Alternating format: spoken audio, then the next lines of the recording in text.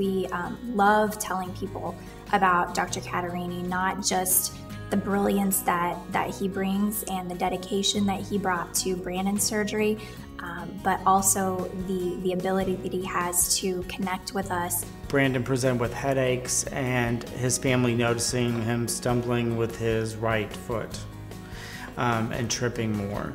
His memory was also a little bit off at the time.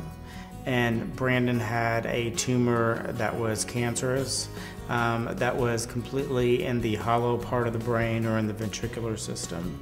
So in order to remove it or even biopsy it, you had to go through normal brain tissue.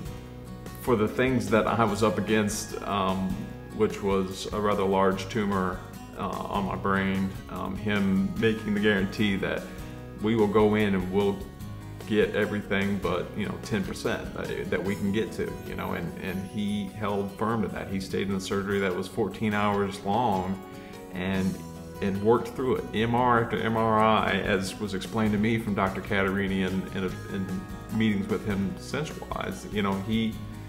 He went through and he finished the task. We treat the patient and not what they come in with films and diagnostic studies.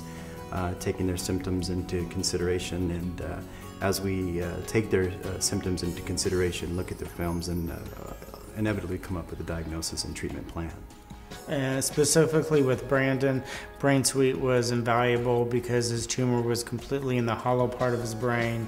It was in both sides of his brain, meaning it was on the left and the right side.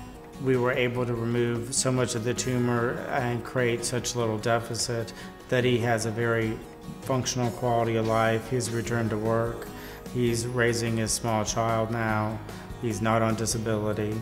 And the little things that he's done since the surgery, such as calling us on vacation on our cell phones just to tell us how a current scan went.